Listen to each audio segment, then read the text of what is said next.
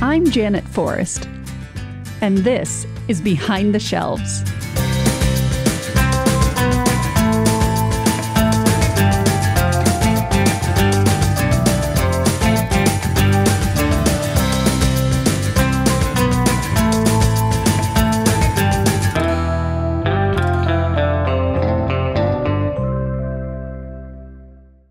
When I was in, elementary school, I would finish my work early, and my teacher, I think just to get me out of her hair, would send me down to the library, and the librarian there would try to give me jobs to do, like straightening books on the shelf and misting plants. And in high school, I hung out in the library too. And when I went to college, I was a research assistant for a while.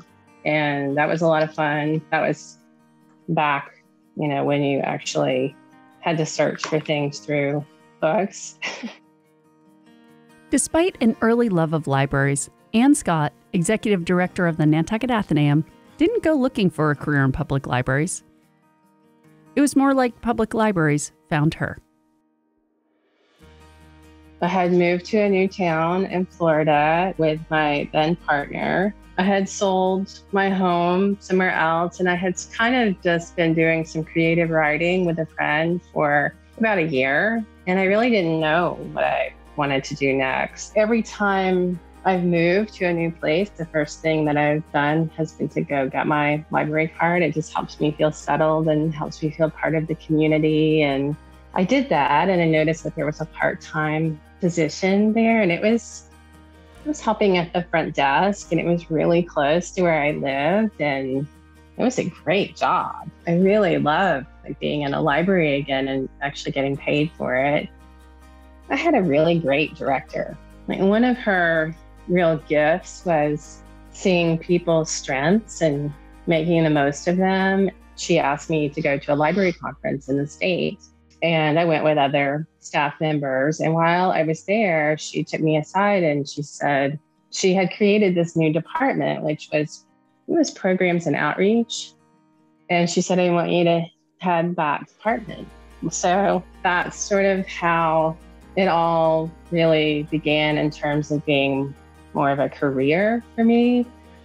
For that same library, I started working in marketing too, because we really didn't have a marketing department.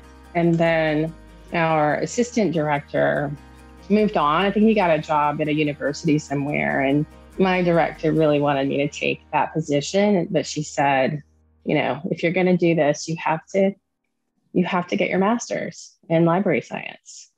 And the thought of that was so overwhelming at the time, because I was doing a lot of caregiving. My grandmother was sick. My partner was sick. I just had a lot on my plate, and she just kept pushing. And I was like, I really love the job that I have. I don't know that I want more responsibility. And she just wouldn't let go of it. And finally, I did. I enrolled in an online program through Drexel University. And a couple of years later, I had my degree. And I'll never forget walking through the hallway, and this young man came out of the teen library. And I think I had a program going, a concert or something down the hall. But he stopped me and he said, "Are you a librarian?" And I said, "Yes, I am." And I felt so proud in that moment. There's a good chance that the young man didn't know the significance of what he was asking.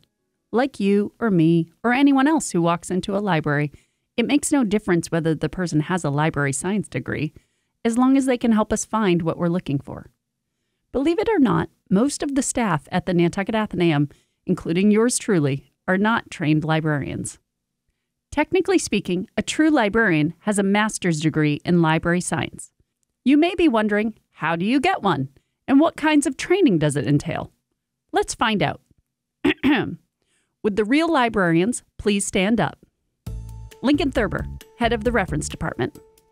When I was in college, I was really thinking very seriously about going into secondary English education.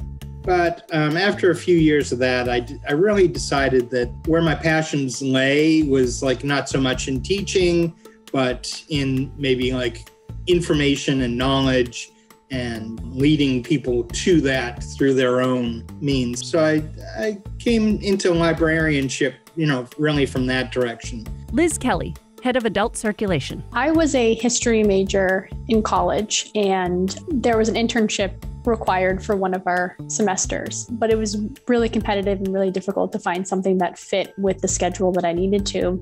And I ended up finding one at a genealogy society and library in Boston on Newbury Street. Spending so much time there made me realize, why am I not thinking about or working in libraries? Leslie Malcolm, head of the children's department.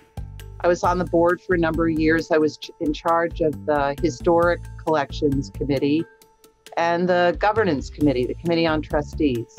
And so I cataloged the art collection, created a book for them, an inventory with photographs and descriptions. And finally, when that was all done, I decided, I really want to work there.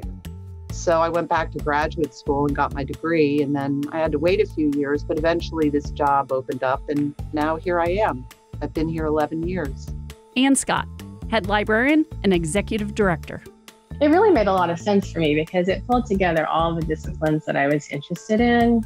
I do have a real passion for community building, so it really was a perfect fit, and I'm so glad that she saw that and that she wouldn't stop pushing me to get the degree.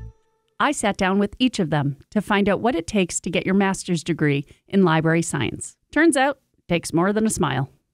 First, you need to determine what kind of librarianship you're interested in. You're given a choice. You can choose different tracks. There may be somebody who decides that they want to be a youth librarian. So all of their courses are going to be focused around that kind of material. I loved everything that I did in youth services, but that wasn't as much my passion. I mean, I knew that I wanted to be in administration. When I was in my classes, there would be a range of people from those my age who had just graduated, and then other people who had been in a career for a very long time and decided to just change course. And it seems like a lot of people who are kind of interested in just how, research is done, how to help people in a way that's from a very information-based perspective.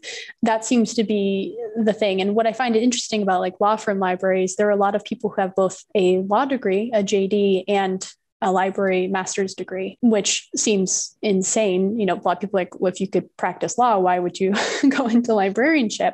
But not only is it very lucrative in the corporate world, it can kind of fulfill an aspect of someone's career that maybe they didn't enjoy practicing law. They didn't want to be in a courtroom, but they really loved, having that background. And that really supplies the knowledge they need to assist other attorneys and paralegals when they're doing research. So corporate librarianship, there's medical librarianship, because doctors, lawyers, everybody needs information and they don't have time to sit down and find articles and to search databases. And what I like about librarianship and getting your master's in library science is that it really does apply to a lot of different careers. I just love that there's so many different tracks you can take and you can go in thinking one thing and leave with another. You need to develop research methods and study the philosophy and best practices for organizing and retrieving information. My reference syllabus was about 1/4 of an inch thick. Just to give you an idea, when that thing landed on my desk, I almost had a panic attack. I hadn't been in school in decades. It's a pretty rigorous, there's a lot of online, a lot of classes in online searching, developing search strategies, searching the databases. I think Simmons subscribes to something ridiculous, like 200 databases, because some of them are very specific. They'll have just an agricultural database for people who are interested in agriculture. They're kind of tough because they're all Boolean operator searches. And so you have to take classes to learn how to navigate them, just like government documents. I think the government has something like 300 different websites for government documents. I remember specifically there was a class where we had to do some work for, I think what was then called the Worldwide Library, or I don't think it exists anymore, but it was a place where you could go online and you could ask a question, and librarians from all over the world would attempt to answer your question. And as part of the coursework, you had to devote a certain amount of time to answering those questions. And not only did you have to answer the questions, but you had to provide for the person, not just the answer, at how you got there. Which resource did you consult? What questions did you ask? Where did that lead you? And it gave them a roadmap for answering questions like that on their own in the future. That really appealed to me. Libraries are technically considered information scientists because this isn't just about checking in or checking out books. There's a whole level of metadata and, organization and taxonomy behind how libraries function. We study organization of information in a very esoteric way, in the same way that maybe a teacher might study how learning occurs at different stages of human development. It's the same for us. We study exactly in very great detail, like the different ways that humans have organized information for themselves and the tools we've created. The concept of a book is a information storage medium, just as valid as a computer disk or a flash drive. I think the accumulation of knowledge within libraries, whether you're talking about a library from ancient Greece or the most modern library in Tokyo, Japan, that they were all going for a certain goal of organizing information in a way that was understandable and retrievable for the people that lived in that era. I have heard the litmus test for aspiring med school students is biochemistry. If you can survive biochemistry, you have what it takes to be a doctor. I would say the library equivalent of biochemistry is cataloging. A month ago, I took a 4-hour webinar on cataloging, and it was murder. Cataloging is probably one of the most difficult aspects of librarianship, and I don't think cataloging librarians and cataloging staff get enough recognition for what they do. I think most people just assume that we get a book, there's a title, there's an author, we throw it into the system, and then maybe there's a barcode or an ISBN. But really, deep down, there are so many layers in the cataloging process. They have to measure it. They have to double check all of the data that's inside of the publishing information. So when you see a record, when you're searching for something, so you see the title, the author, maybe a description of the book, behind that record is millions and millions of parts and pieces of data that it describes the size of the book, the amount of illustrations that are in the book. One book can take a few days to get done because there's multiple layers of, discussion about where it's going to be put in the collection, or our consortium kind of discussing with us the best place for it. The Dewey Decimal System can be a wild ride. I think everyone thinks it's like, oh, it's just numbers. Library school kind of delves into that a little bit in terms of trying to structure things in a way that you can understand not only how to do it, but why you're doing it. You have to really understand where you're working and your demographic and your community. We might put something in a different section, even though technically it might belong in music. We might put it in more of an arts and culture area that is maybe browsed more. So there's things we have to do to keep it running properly. But at the end of the day, there's a lot of wiggle room in terms of how we can really manage our library and our collection to make it accessible to the people that are actually going to use it. Once somebody gets to, used to using their library, they move to another town, you want them to be able to walk in the door and use that library just as effectively. It's hard sometimes, especially in children's. You're so tempted to pull out subsets, but the minute you start doing that, you mess with the organization of the library, then it becomes difficult for people to find things. So I think we've allowed only 2 subset collections, and they live on windowsills. One of them is Princess, and the other one is Trucks. Makes me uncomfortable, but I am okay with it because they are such popular subjects with the kids. I think people might not even understand that the way their public library organizes information is different from the way that the Library of Congress organizes the information within their stacks. The Library of Congress is different from the way the French Bibliothèque organizes its information. People don't need to understand that. That's for the librarians to understand. While you're muscling through your cataloging and developing your research skills, there are other requirements and electives that can get shockingly technical. I had to build a website with code. It wasn't like a web page builder. I had to actually write code. And I think that's when I ruined my eyes. I took a class on, I forget the actual name, but it had a lot to do with information architecture and sort of the assessment and analysis of data. At one point, I think we were talking about a subject matter that had to do with something called a chi-square. I could be pronouncing that incorrectly, but I still to this day don't know what that is. I don't understand how it functions. But I remember we had to do a presentation with a partner and the two of us had no clue what was going on. So we just threw the word into the presentation thinking like if we mention it, it will seem like we know what we're talking about. And we passed the course. Everything was fine. Nobody noticed, but we were so nervous that someone was going to ask a follow-up question about this thing that we were just clueless about. On top of the cataloging, reference training, and technical courses to help library students understand how a library operates, there are also theory classes that focus on soft skills and the philosophy of librarianship.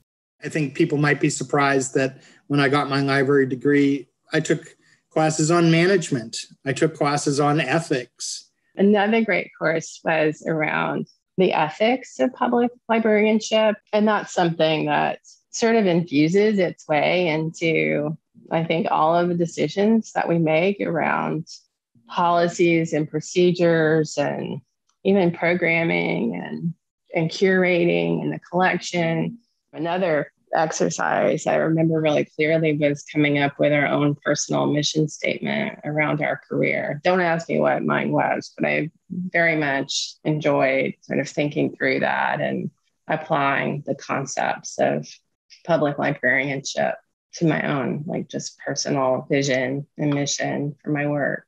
It's so funny because when you're going through it, it doesn't seem like it's anything unusual but then when you get done, you realize, God, you kind of have to go through all of that to get the correct mentality for it or the correct philosophy that informs everything that you do. Anne, Liz, Leslie, and Lincoln could have done any number of things with their library degree, but they chose to work in a public library. I think public libraries are just really special in what we try to accomplish. It's important to know that there is a Library Bill of Rights, and it's up on the ALA website. And that's really a foundational document for everybody who works in a library to read, because then you understand kind of where the librarians are coming from with that. Working for a public library is very different, but it's very rewarding. There's such a connect between you and the person that you're helping, in this case, our patrons, the public, our community. I think that is really what makes a difference, because when you're doing research for on a corporate level or even at the genealogy library, you're not always in contact with the person that you're sending something to or looking something up for. So here we really get that personal connection. And I really like that aspect of librarianship.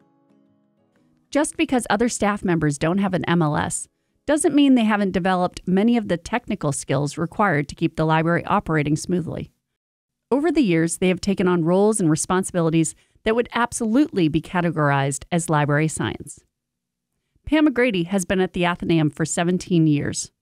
When I was in college, they tried to steer me into museum work or library work.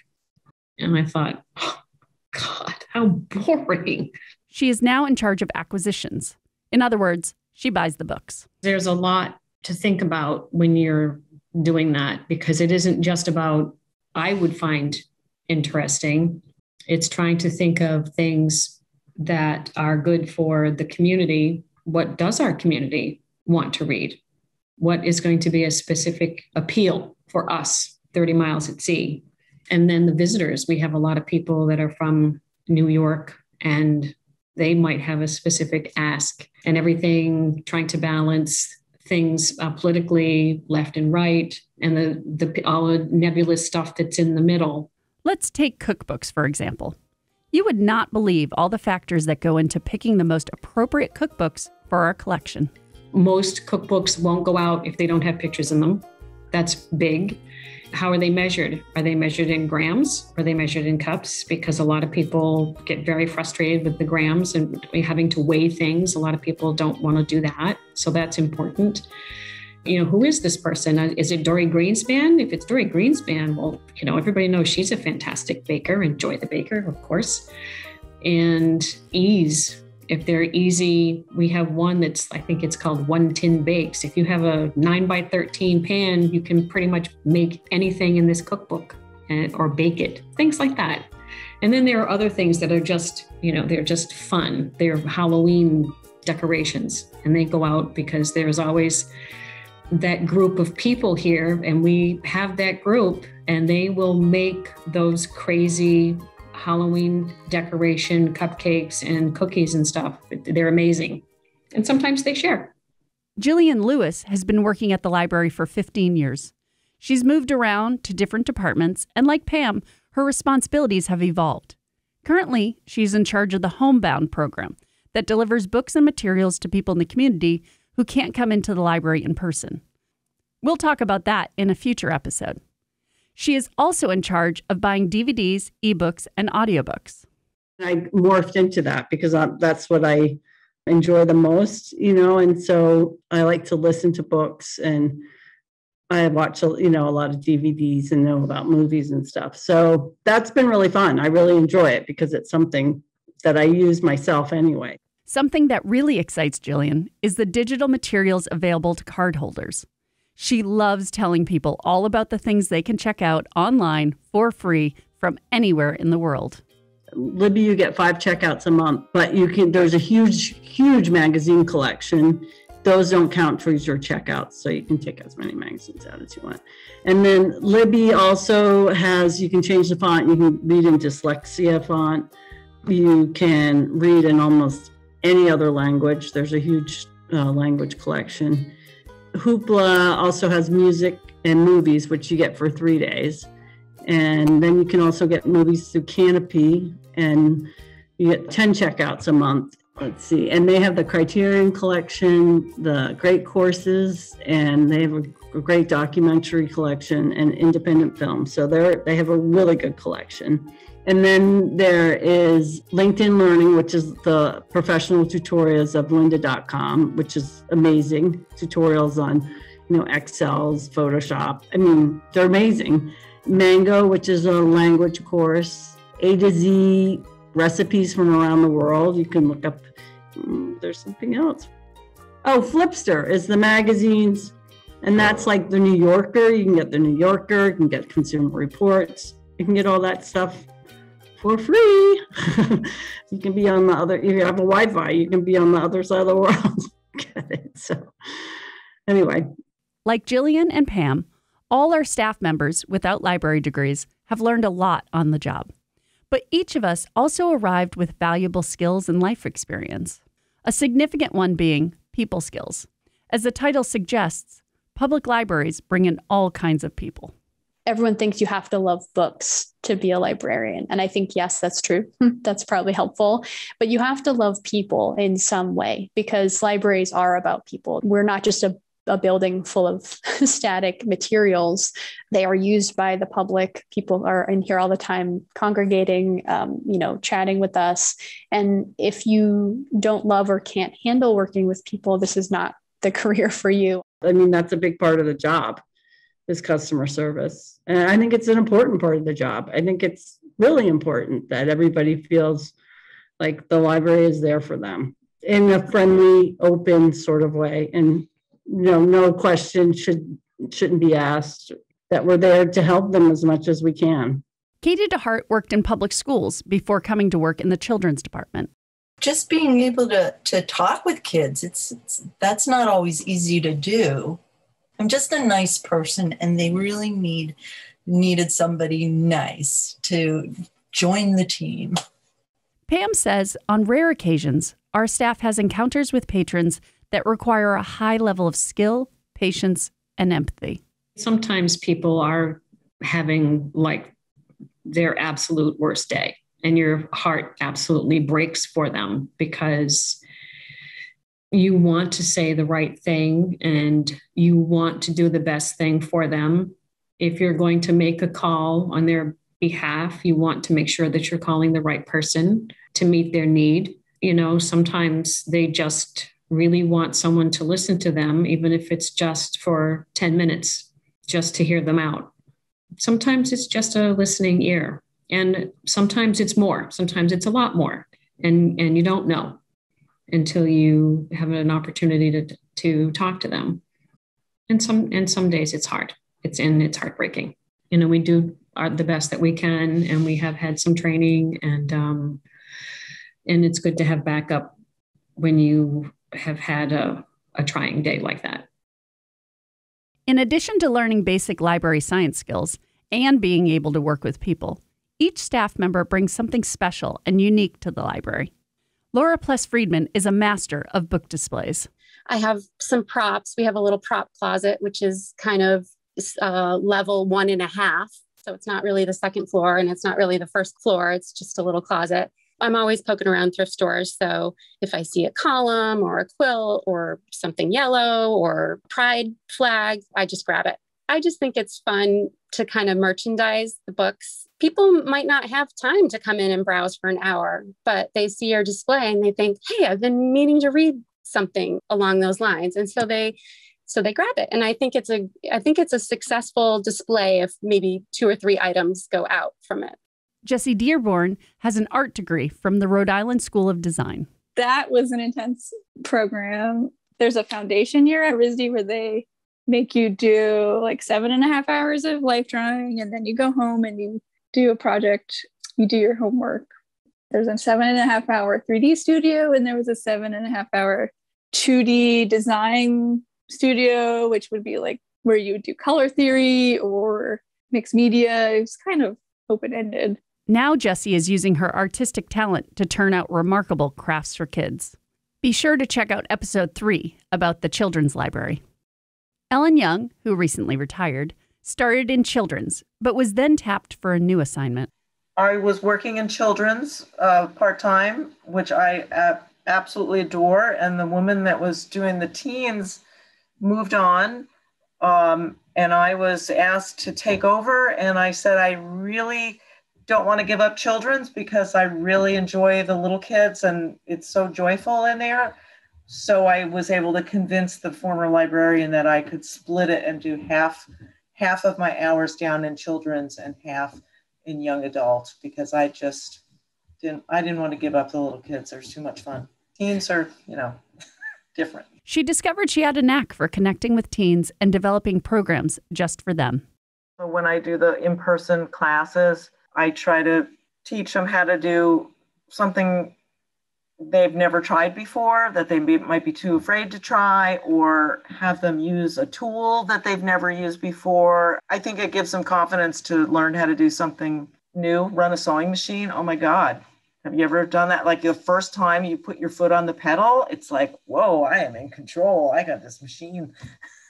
Lincoln feels the gifts and talents the staff brings to the Atheneum builds on the foundation the trained librarians have established, and it increases engagement with the patrons. They come in and, they're looking, for a book or a DVD, and they'll maybe pass by that downstairs and they'll see that, kids are working on computers, looking at Minecraft, or I think especially during the summer when there's just so much activity that people come in and they also see what other people are looking at and what they're doing. You might pass into the library garden and see that there's a magic show happening outside. I think that's the fantastic part, is that what we do as librarians is also matched by the programming we have that can be extremely diverse, from puppets to music to building things to lectures by experts. One of the newest additions to the Atheneum staff is Daniel Griffin, who joined us 2 years ago. Originally from a small town in Arkansas, Daniel did his undergrad in journalism and political science. After college, he had an experience that changed the direction of his career. I applied to the Peace Corps, got in. My recruiter, why, I'm not sure, placed me as a health volunteer. So it's a community development and health volunteer. I had zero health background.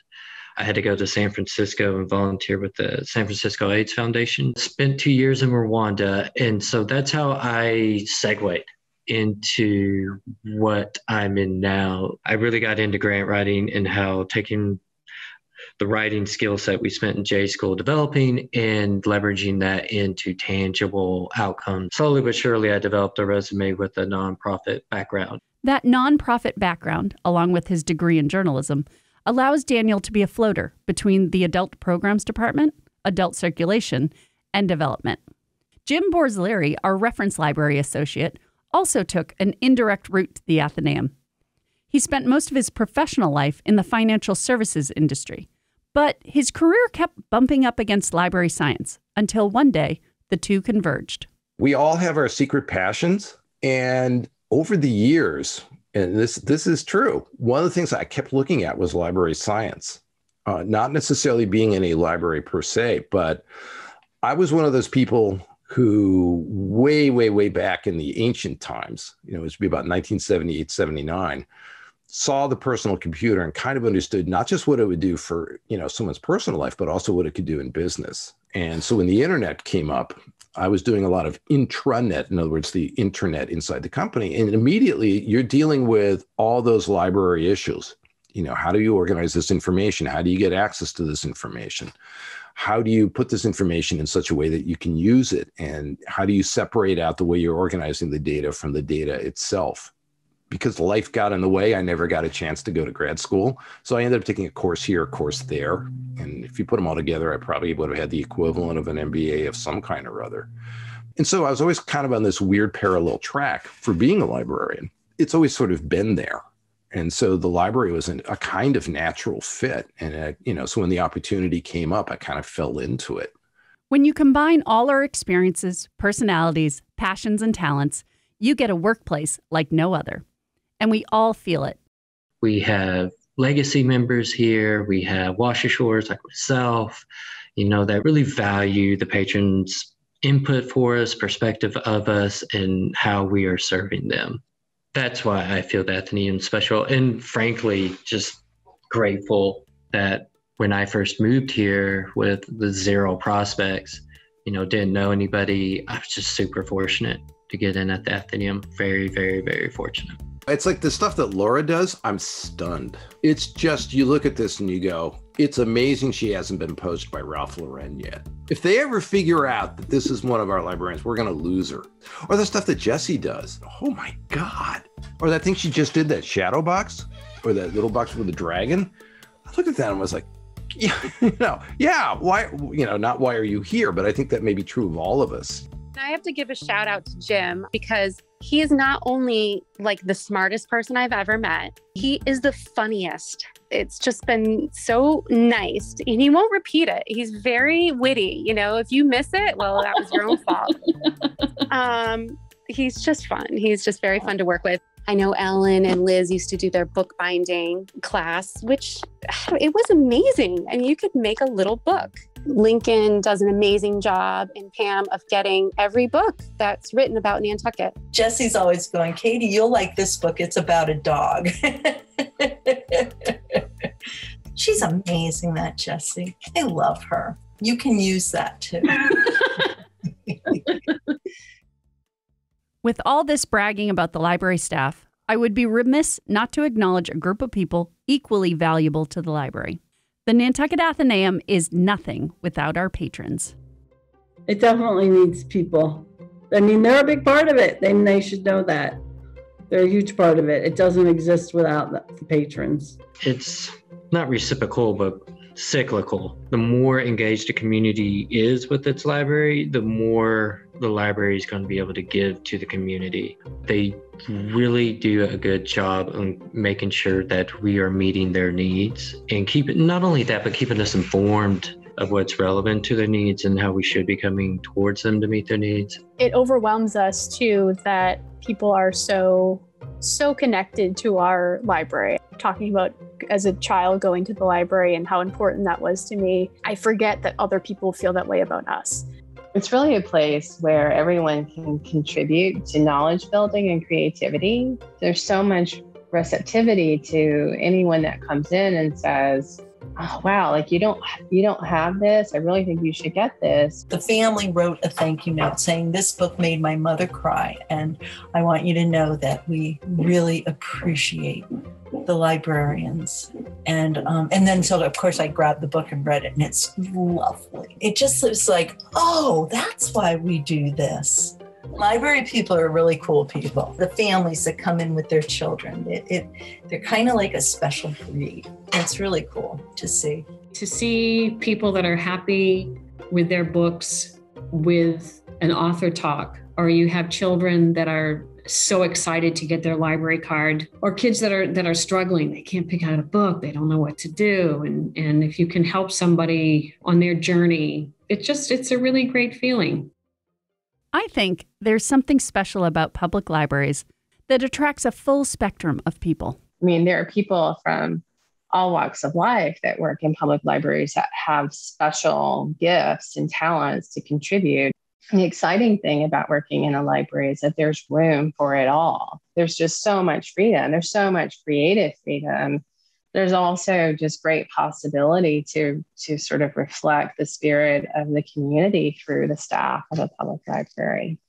It's great to just have someone on staff from like every demographic in a community. That's really ideal. So that when someone walks in the building, no matter who they are, they recognize someone that looks like them or sounds like them or has the same point of view. So to bring it full circle, what does it mean to be a librarian?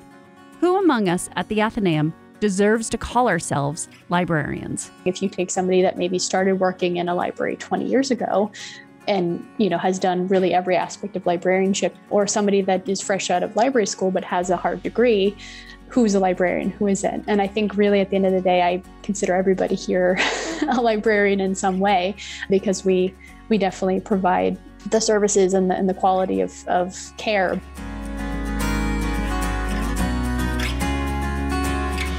Behind the Shelves is a production of the Nantucket Atheneum. It was written, edited, and narrated by me, Janet Forrest. Special thanks to my colleagues featured in this episode: Ann Scott, Lincoln Thurber, Liz Kelly, Leslie Malcolm, Pam McGrady, Gillian Lewis, Laura Pless Freedman, Jesse Dearborn, Ellen Young, Daniel Griffin, Jim Borzilleri, and Katie DeHart. The Nantucket Atheneum is located at 1 India Street in Nantucket, Massachusetts. We'd love for you to come by and say hello. You can visit our website at nantucketatheneum.org. Join me again next week when we take another look behind the shelves.